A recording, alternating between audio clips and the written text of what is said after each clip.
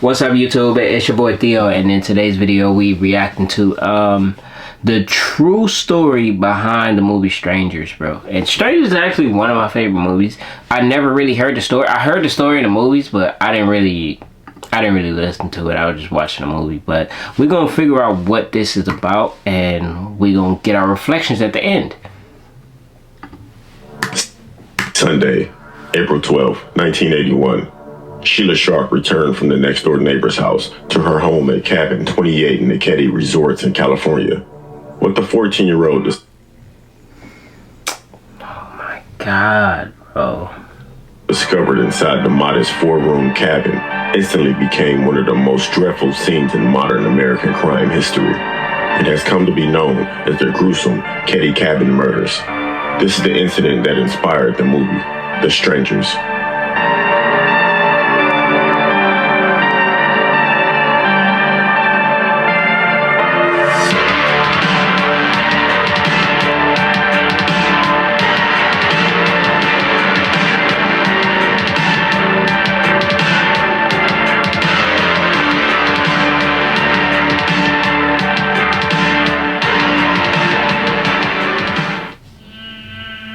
The Sharp family had just moved into Cabin 28 a year before. Sue had just divorced her husband and brought her children from Connecticut to Ketty in Northern California.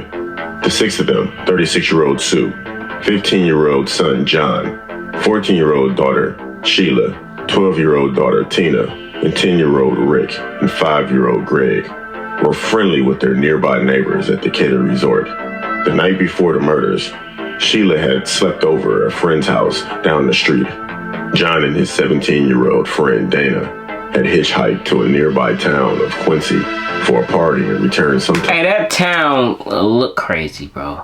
Like, imagine you say, oh, I'm gonna go to a different country. You go to Slovakia, and then your Airbnb is in this town. You ain't gonna go to that motherfucker. You gonna figure out, you gonna be like, nah, I'm gonna go to a different one, bro. Don't even worry about it. Time later that evening, Tina had briefly joined her sister at the neighbors before returning home to her mother, 2 younger brothers, and one of the neighbor boys, Justin Smart.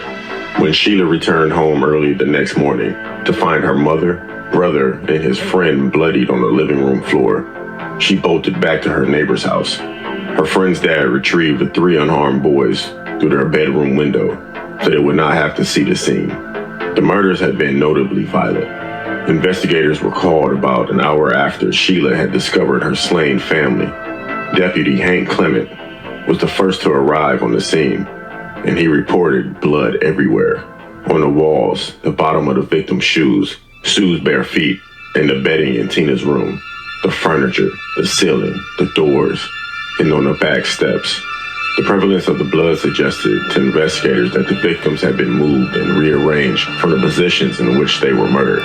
Bro, how crazy do you have to be? Like you, I don't think you understand how insane that is, bro. Like, how insane do you gotta be to kill somebody, put blood all over the walls, on the couch, on the floors, and then you just pick them up and take them to a different location where you killed them from? What? Like, you crazy. You were dedicated. Young John was closest to the front door, face up, his hands blood covered and bound with medical tape. His throat was cut. Kids. His friend Dana was on the floor beside him, on his stomach. His head was badly damaged as though bashed in with a blunt object, and he laid partially on a pillow. He had been manually strangled. His ankles were tied with electrical wire. Sheila's mother had been covered partially with a blanket, though that had done little to hide her gruesome injuries. On her side, the mother of 5 was naked from the waist down, tightly gagged with a bandana, and her own underwear secured with medical tape. She had injuries consistent with the struggle and an imprint of the butt of an .880 pellet gun on the side of her head. Like her son, her throat was cut. All victims had suffered blunt force trauma by hammer.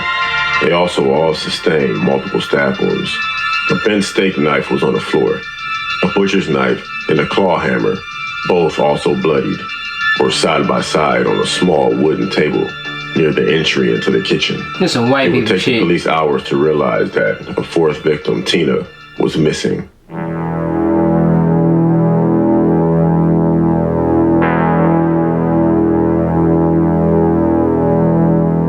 When it was eventually discovered that Tina Sharp was missing, the FBI arrived on the scene. The sheriff at the time of the murders, Doug Thomas, and his deputy, Lieutenant Don Stoy, were not initially able to discern an apparent motive. The murders at Ketty Cabin 28 appeared to be random acts of cruelty. The strangest thing is that there is no apparent motive. Any case without an apparent motive is the toughest to solve. Further, the home did not indicate forced entry, though detectives did recover an unidentified fingerprint from a handrail on the back stairs. The cabin's telephone had been left off the hook, and all of the lights had been shut off as well as the drapes closed.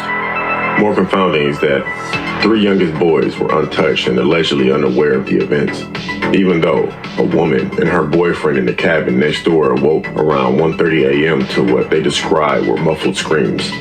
Unable to discern where they were coming from, they returned to bed. However, though, 3 boys initially claimed to have slept through the massacre. Ricky and Greg's friend Justin Smart did later say that he saw Sue with 2 men in the house that night. One reportedly had a mustache and long hair, and the other one was clean shaven and short hair, but both in glasses. One of the men had a hammer. Justin reported that John and Dana entered the home and argued with the men, which resulted in a violent fight. Tina was then allegedly taken out of the cabin's back door by one of the men. Allegedly, a lot of potential evidence was collected at the scene, but because this was pre-DNA testing, very little helpful information was found at this time. Sheriff Thomas called the Sacramento Department of Justice, which then sent 2 special agents from their organized crime unit, not homicide, which struck many as odd. Immediately, the 2 lead suspects were Justin Smart's father and the Sharp's neighbors, Martin Smart, and his house guest, ex-convict John Bowe, who was known to have connections to organized crime in the area. Both men had been seen in the suits and ties behaving oddly in the bar that night before. Martin Smart later told the police that he had a hammer that matched the one discovered, and also that his hammer had gone missing shortly before the murders. Later that year, a knife was recovered in a trash can outside the Ketty General Store. Authorities also believe this item is to be linked to the crimes. It will be another 3 years after the Ketty murders that Tina was found. A man discovered a human skull in the adjoining Butte County, about 30 minutes from Ketty in Plumas County. Near the remains, detectives also found a child's blanket, a blue nylon jacket, a pair of jeans with a missing back pocket, and an empty surgical tape dispenser. With that, the remains of Tina... Yeah, we're gonna stop this shit right there. This shit boring, but... that's just crazy. Like, imagine you in a small town and that you just wake up and you hear, like, muffled screams. But you don't know where they're coming from. So you just like, fuck it, I'm gonna just go back to sleep. But you're not even understanding, like, that's your neighbors getting slaughtered in the house right next to you, bro. Like, that shit is insane, bro. I don't think people understand how crazy that is. That shit is insane, bro. Like, you just have that shit just going on in your crib. Whoa. You just got that shit going on and you don't even know what's going on. Like, Strangers was crazy. Like, it seemed like it was just a random family. Like, you never knew who they were. You never knew who they were. They just killing motherfuckers and they masked up. You feel me? Anyway, my name is Theo. Thank you for watching this video.